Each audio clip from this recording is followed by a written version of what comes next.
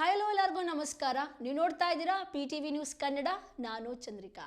ವೀಕ್ಷಕರೇ, ಈಗ ಆಲ್ರೆಡಿ ಎಲ್ಲರಿಗೂ ಗೊತ್ತಾಗಿರುವಂಥ ವಿಚಾರ ಏನಪ್ಪಾ ಅಂದರೆ, ದಿಲ್ಲಿಯ ಜಂತರ್ ಮಂತರ್ನಲ್ಲಿ ನೀಟ್ ಪ್ರಶ್ನೆ ಪತ್ರಿಕೆ ಸೋರಿಕೆಯ ಹಿನ್ನೆಲೆ ಆಗಿದೆ ಅಂತ ಲಕ್ಷಾಂತರ ವಿದ್ಯಾರ್ಥಿಗಳು ಪ್ರತಿಭಟನೆ ನಡೆಸ್ತಾ ಇರುವಂಥದ್ದು. ಈಗ ಹಿಂದೆ ಸೋರಿಕೆ ಆದಂಥ ಸಂದರ್ಭದಲ್ಲಿ ಸುಮಾರು 21 ವಿದ್ಯಾರ್ಥಿಗಳು ಆತ್ಮಹತ್ಯೆ ಮಾಡಿಕೊಂಡಿರುವಂಥದ್ದಾಗಿರ್ಬೋದು. ಈ ಒಂದು ನೀಟ್ ಪರೀಕ್ಷೆಯಲ್ಲಿ ಸುಮಾರು 20 ರಿಂದ 23 ಲಕ್ಷ ವಿದ್ಯಾರ್ಥಿಗಳು ಈ ಒಂದು ನೀಟ್ ಪ್ರಶ್ನೆ ಪತ್ರಿಕೆಯ ಸೋರಿಕೆಗೆ ಬಲಿಯಾಗಿದ್ದಾರೆ ಅಂತಲೇ ಹೇಳ್ಬೋದು. ಯಾಕಂದರೆ ತುಂಬಾ ಕಷ್ಟಪಟ್ಟು ಬೆವರು ಸುರಿಸಿ ರಾತ್ರಿ ಹಗಲು ತಮ್ಮ ಆಸೆಯಂತೆ ಮುಂದೆ ಒಳ್ಳೆ ಡಾಕ್ಟರ್ ಆಗಬೇಕು, ಒಳ್ಳೆ MBBS ಕಂಪ್ಲೀಟ್ ಮಾಡಿ ಒಂದು ಒಳ್ಳೆಯ ಹುದ್ದೆ ಪಡಿಬೇಕು ಅಂತಂದು ಲಕ್ಷಾಂತರ ಜನ ವಿದ್ಯಾರ್ಥಿಗಳು ಓದ್ತಾ ಇರ್ತಾರೆ. ಆದರೆ ಈ ರೀತಿಯಾಗಿ ಒಬ್ಬರು ಇಬ್ಬರು ಮಾಡುವಂತಹ ತಪ್ಪಿಗೆ ಈಗ ಸುಮಾರು ಲಕ್ಷಾಂತರ ವಿದ್ಯಾರ್ಥಿಗಳು ಬಲಿಯಾಗಿರುವಂಥದ್ದು. ಈ ಒಂದು ಪ್ರಶ್ನೆ ಪತ್ರಿಕೆ ಸೋರಿಕೆಯಿಂದಾಗಿ ಸುಮಾರಿಗೆ 21 ವಿದ್ಯಾರ್ಥಿಗಳು ಸಾವನ್ನಪ್ಪಿದ್ದಾರೆ. ಇದನ್ನೆಲ್ಲನೂ ಹೊರತುಪಡಿಸಿ ಈಗ CJP ಕಾಕ್ರೋಚ್ ಜನತಾ ಪಾರ್ಟಿಯವರು ವಿದ್ಯಾರ್ಥಿಗಳನ್ನು ಒಗ್ಗೂಡಿಸಿ ಒಂದು ಪ್ರತಿಭಟನೆ ಮಾಡಿರುವಂಥದ್ದು. ದಿಲ್ಲಿಯ ಜಂತರ್ ಮಂತರ್ನಲ್ಲಿ ಈ ಒಂದು ಹೋರಾಟಕ್ಕೆ ನಮಗೆ ಜಯ ಸಿಗ್ಲಿ ಅಂತಂದು ಒಂದು ಶಾಂತಿಯುತ ಹೋರಾಟವನ್ನೇ ಮಾಡ್ತಾ ಇದ್ರು ಅಂತಲೇ ಹೇಳ್ಬೋದು. ಆದರೆ ಇಲ್ಲಿ ಆ ಒಂದು ಹೋರಾಟ ಮಾಡುವಂಥ ಸಂದರ್ಭದಲ್ಲಿ ಯಾರೂ ಸಹ ಒಂದು ಸ್ಪಂದನೆ ಕೊಟ್ಟಿಲ್ಲ ಅಂತಂದು ಹೇಳ್ತಾ ಇರುವಂಥದ್ದು. ಇನ್ನು CJP ವಕ್ತಾರರಾಗಿರ್ಬೋದು ಮತ್ತು CJPಯ ಮುಖ್ಯಸ್ಥರು ಸಹ ನಮ್ಮನ್ನ ಸಚಿವರು ಮನೆಗೆ ಕರೆಸಿ ಮಾತಾಡುವಂಥ ಸಂದರ್ಭದಲ್ಲಿ ಏನು ಸಮಸ್ಯೆ ಆಗಿದೆ ಅಂತ ಕೂಡ ಕೇಳ್ತಾ ಇರುವಂಥ ಸಂದರ್ಭದಲ್ಲಿ ನಾವು ಕೂಡ ಅದ್ರ ಬಗ್ಗೆ ಒಂದು ಎಕ್ಸ್ಪ್ಲೇನ್ ಮಾಡ್ತಾ ಇದ್ವಿ. ಆಲ್ಮೋಸ್ಟ್ ನಮ್ಮ ಸಚಿವರ ಹತ್ರ ನಮಗೆ ಒಂದು 4 ರಿಂದ 5 ತಾಸು ಅವ್ರ ಜೊತೆಗೆ ಇರಿಸ್ಕೊಂಡು ನಮ್ಮನ್ನ ಮಾತಾಡಿಸ್ತಾ ಇದ್ರು. ಬಟ್ ವಿದ್ಯಾರ್ಥಿಗಳು ಹೊರಗಡೆ ಬಂದು ಹೋರಾಟ ಮಾಡುವಂಥ ಸಂದರ್ಭದಲ್ಲಿ ಅವ್ರಿಗೆ ಯಾವುದೇ ರೀತಿಯಾದಂಥ ಫೆಸಿಲಿಟಿ ಕೊಡದೆ ಒಂದು ಹೋರಾಟದಲ್ಲಿ ಅವರಿಗೆ ಶಾಂತಿಯುತ ಹೋರಾಟವನ್ನು ಮಾಡಲಿಕ್ಕೆ ಅವಕಾಶ ಮಾಡದೆ ಯಾರೊಬ್ಬ ಕಿಡಿಗೇಡಿಗಳು ಒಂದು CJP ಒಂದು ಅಭ್ಯರ್ಥಿಗಳನ್ನು ಹೊರತುಪಡಿಸಿ ನೀಟ್ ಎಕ್ಸಾಮ್ ಬರೆದಿರುವಂಥ ವಿದ್ಯಾರ್ಥಿಗಳನ್ನು ಹೊರತುಪಡಿಸಿ ಪ್ರತಿಭಟನೆ ಯಾರೆಲ್ಲ ಭಾಗಿಯಾಗಿದ್ದು ಅವರನ್ನು ಹೊರತುಪಡಿಸಿ ಯಾರೋ ಒಂದು ಕಿಡಿಗೇಡಿಗಳು ಮಾಡುವಂಥ ತಪ್ಪಿಗೆ ಒಬ್ಬ ಕಾನ್ಸ್ಟೇಬಲ್ಗಾಗಿರ್ಬೋದು, ಒಬ್ಬ PSI ಪೊಲೀಸರಿಗೆ ಒಂದು ಕಲ್ಲು ತೂರಾಟವನ್ನು ಮಾಡಿದ್ದಾರೆ ಎಂಬ ಹಿನ್ನೆಲೆಗೆ ಆ ಒಂದು ಎಲ್ಲ ವಿದ್ಯಾರ್ಥಿಗಳಿಗೂ ಕೂಡ ಲಾಠಿ ಚಾರ್ಜ್ ಮಾಡಿರುವಂಥದ್ದು. ಜೊತೆಗೆ ಒಂದು ವಿದ್ಯಾರ್ಥಿಗಳು ಒಂದು ಆಕ್ರೋಶವನ್ನು ಹೊರಪಡಿಸಿ ಅವರು ಸಹ ಕೈ ಮಾಡಿದ್ದಾರೆ ಅಂತ ಕೂಡ ಜಲಂ ಪಿರಂಗಿಗಳನ್ನು ಸಹ ಅಳವಡಿಸಿ ಪೊಲೀಸರು ಸಹ ವಿದ್ಯಾರ್ಥಿಗಳ ಮೇಲೆ ಗಂಭೀರವಾಗಿ ಹಲ್ಲೆ ಮಾಡಿರುವಂಥದ್ದಾಗಿರ್ಬೋದು.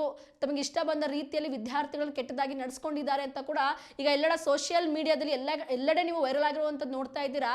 ಇದನ್ನೇ ಒಂದಿಷ್ಟು ಜನ ಏನಂತ ಅಂದರೆ ರಾಜಕೀಯ ಮುಖವಾಡ ಹಾಕ್ಕೊಂಡು ಒಂದಿಷ್ಟು ಜನ ಬಂದು ಭಾಗಿಯಾಗಿದ್ದಾರೆ. ಇನ್ನು ಪೊಲೀಸರು ಸಹ ವಿದ್ಯಾರ್ಥಿಗಳಿಗೆ ಒಂದು ಗಂಭೀರವಾದಂತಹ ಆರೋಪಗಳನ್ನ ಮಾಡಿರುವಂಥದ್ದು. ನಮಗೂ ಕೂಡ ಕಲ್ಲು ತೂರಾಟವನ್ನ ಮಾಡಿದ್ರೆ ಹಾಗಾಗಿ ಈ ರೀತಿಯಾದಂಥ ಆಕ್ಷನ್ ನಾವು ತಗೋಬೇಕಾಗಿದೆ ಅಂತ ಕೂಡ ಹೇಳಿರುವಂಥದ್ದು. ಕೆಲವೊಂದ್ಸಲಿ ಅನ್ಸ್ಬಿಡುತ್ತೆ, ಈಗ ಒಂದು ವಿದ್ಯಾರ್ಥಿಗಳು ತಮಗೆ ಅನ್ಯಾಯವಾಗಿದೆ, ನ್ಯಾಯ ಸಿಗಬೇಕು ಅಂತಂದು ಈ ರೀತಿಯಾದಂಥ ಹೋರಾಟವನ್ನ ಮಾಡ್ತಾ ಇದ್ದಾರೆ.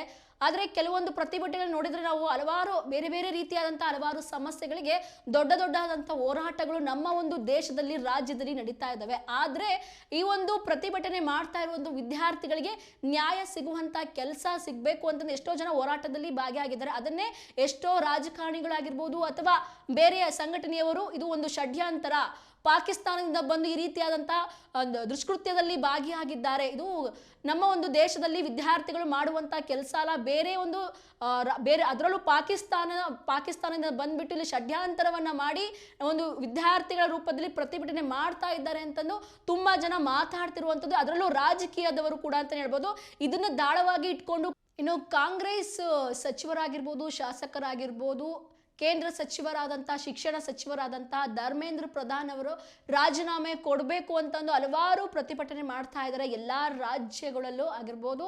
ಸೊ ಹಾಗಾಗಿ ಯಾರೇ ಆಗಲಿ ರಾಜೀನಾಮೆ ಕೊಡ್ಬೋದು ಬಿಡೋದು ಅವರಿಗೆ ಬಿಟ್ಟಿದ್ದು. ಅದೇ ವಿದ್ಯಾರ್ಥಿಗಳಿಗೆ ನ್ಯಾಯ ಸಿಗುತ್ತಾ ಅನ್ನೋದ್ರ ಕಡೆಗೆ ಎಲ್ಲರ ಗಮನ ಇರಬೇಕಾಗುತ್ತೆ. ಇನ್ನು ಈ ಒಂದು ಪ್ರತಿಭಟನೆಯಲ್ಲಿ ಪ್ರಧಾನಿ ಮೋದಿ ಅವರು ಸಹ ಸುಮ್ಮನಿದ್ದಾರೆ ಅಂತ ಕೂಡ ಎಲ್ಲೆಡೆ ಈಗ ವೈರಲ್ ಆಗ್ತಾ ಇದೆ.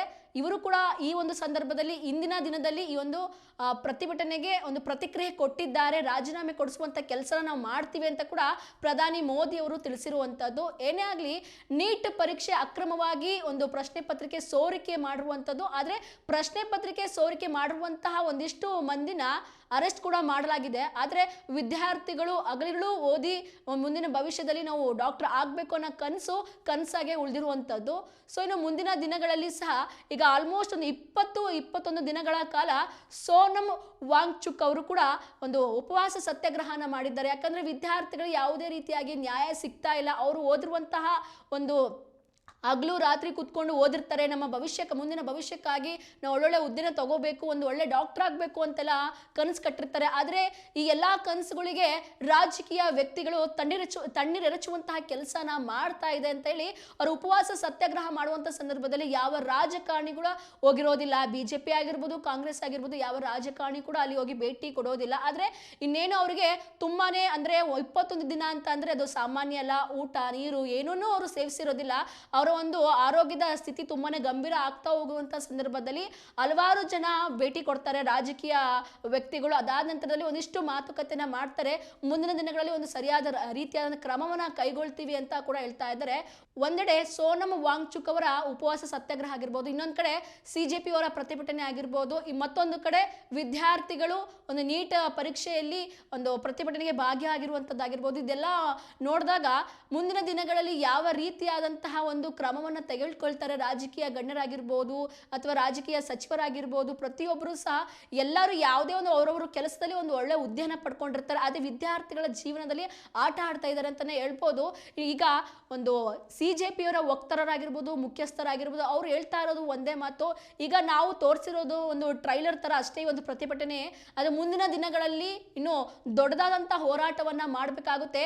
ಸ್ವಾತಂತ್ರ್ಯ ಮುಂಚೆ ಯಾವ ರೀತಿಯಾಗಿ ಹೋರಾಟ ಇತ್ತೋ, ಸ್ವಾತಂತ್ರ್ಯ ನಂತರದಲ್ಲಿ ಇದೇ ನಮ್ಮ ಮೊದಲ ರೀತಿಯಾದಂಥ ಪ್ರತಿಭಟನೆ ಈ ರೀತಿಯಾಗಿತ್ತು. ಇನ್ನು ಮುಂದಿನ ದಿನಗಳಲ್ಲಿ ಇದಕ್ಕಿಂತ ಗಂಭೀರವಾಗಿರುತ್ತೆ. ಹಾಗಾಗಿ ಇದರ ಕೇಂದ್ರ ಸರ್ಕಾರ ಸರಿಯಾದ ರೀತಿಯಾಗಿ ಗಮನ ಹರಿಸಬೇಕು. ಇದನ್ನ ಎಚ್ಚೆತ್ತುಕೊಂಡ್ರೆ ವಿದ್ಯಾರ್ಥಿಗಳಿಗೆ ಒಂದು ಸರಿಯಾದ ರೀತಿಯಾದ ನ್ಯಾಯ ಕೊಡಿಸುವಂತ ಕೆಲಸ ಮಾಡಬೇಕು. ಇಲ್ಲ ಅಂದ್ರೆ ಮುಂದಿನ ದಿನಗಳಲ್ಲಿ ಒಂದು ಕಠಿಣವಾದಂತಹ ಕ್ರಮವನ್ನ ತಗೊಳ್ಕೊಳ್ತೀವಿ. ಇದಕ್ಕಿಂತ ಒಂದು ಗಂಭೀರವಾಗಿರುತ್ತೆ ನಮ್ಮ ಪ್ರತಿಭಟನೆ ಅಂತ ಕೂಡ ಹೇಳ್ತಾ ಇದ್ದಾರೆ ಸಿಜೆಪಿ ವಕ್ತಾರರಾಗಿರ್ಬೋದು, ಮುಖ್ಯಸ್ಥರಾಗಿರ್ಬೋದು. ಆದ್ರೆ ಈ ಒಂದು ನಿನ್ನೆ ನಡೆದಂತ ಒಂದು ಪ್ರತಿಭಟನೆಯಲ್ಲಿ ಸಾವಿರಾರು ಜನ, ಲಕ್ಷಾಂತರ ಜನನೇ ಭಾಗಿಯಾಗಿದ್ರು ಅಂತಾನೆ ಹೇಳ್ಬೋದು. ಆದ್ರೆ ಎಷ್ಟೋ ಜನ ಪೊಲೀಸರ ಮೇಲೆ ಕೈ ಮಾಡಿದ್ದಾರೆ ಅಂತಂದು ಆ ವಿದ್ಯಾರ್ಥಿಗಳ ಮೇಲೆ FIR ಕೂಡ ದಾಖಲಿಸಿದ್ದಾರೆ.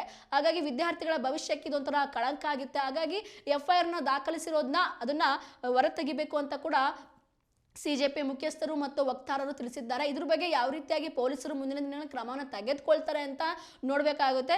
ಇನ್ನು ನಮ್ಮ ರಾಜ್ಯದ ಮುಖ್ಯಮಂತ್ರಿ ಆಗಿರುವಂತಹ DK ಶಿವಕುಮಾರ್ ಅವರು ಕೂಡ ವಿದ್ಯಾರ್ಥಿಗಳ ಪರವಾಗಿ ಮಾತನಾಡಿರುವಂಥದ್ದು. ಈ ಒಂದು ನೀಟ್ ಎಕ್ಸಾಮ್ ಅಲ್ಲಿ ಸುಮಾರು 25 ಲಕ್ಷ ವಿದ್ಯಾರ್ಥಿಗಳು ಹಗಲಿರುಳು ಶ್ರಮಿಸಿದ್ದಾರೆ. ಅವರ ಒಂದು ಶ್ರಮಕ್ಕೆ ಸರಿಯಾದಂತಹ ಪ್ರತಿಫಲ ಸಿಗಬೇಕು. ಯಾರು ತಪ್ಪನ್ನು ಮಾಡಿದ್ರೆ ಅವರಿಗೆ ಒಂದು ಸರಿಯಾದಂಥ ಶಿಕ್ಷೆ ಆಗಬೇಕು ಅಂತ ನಮ್ಮ ಒಂದು ಮುಖ್ಯಮಂತ್ರಿ ಕೂಡ ಪ್ರತಿಕ್ರಿಯೆ ನೀಡಿರುವಂಥದ್ದು. ಸೊ ನೋಡೋಣ ಇನ್ನು ಮುಂದಿನ ದಿನಗಳಲ್ಲಿ ನೀಟ್ ಒಂದು ಎಕ್ಸಾಮ್ನ ಒಂದು ಅತಂತ್ರ ಈ ರೀತಿಯಾಗಿರುವಂಥದ್ದು. ಈ ಒಂದು ಪ್ರಶ್ನೆ ಪತ್ರಿಕೆ ಸೋರಿಕೆ ಹಿನ್ನೆಲೆಯಾಗಿ ಹಲವಾರು ಜನ ಭಾಗಿಯಾಗಿರುವಂಥದ್ದು. ಹಾಗಾಗಿ ಸಿಜೆಪಿ ಅವರು ಒಂದು ಪ್ರತಿಭಟನೆಯ ಮುಖಾಂತರವಾಗಿ ವಿದ್ಯಾರ್ಥಿಗಳಿಗೆ ಪರವಾಗಿ ನಿಲ್ಲುವಂಥ ಕೆಲಸನ ಮಾಡಿದೆ. ಇದ್ರ ಪರವಾಗಿ ಈಗ ನಮ್ಮ ದೇಶದ ಮುಖ್ಯಮಂತ್ರಿಯವರು, ಪ್ರಧಾನಮಂತ್ರಿ ಆಗಿರುವಂಥ ನರೇಂದ್ರ ಮೋದಿ ಅವರು ಮುಂದಿನ ದಿನಗಳಲ್ಲಿ ಯಾವ ರೀತಿಯಾದಂಥ ಕ್ರಮವನ್ನು ತೆಗೆದುಕೊಳ್ತಾರೆ ಅಂತದನ್ನ ಪ್ರತಿಯೊಬ್ಬರು ಕಾದು ನೋಡಬೇಕಾಗಿದೆ.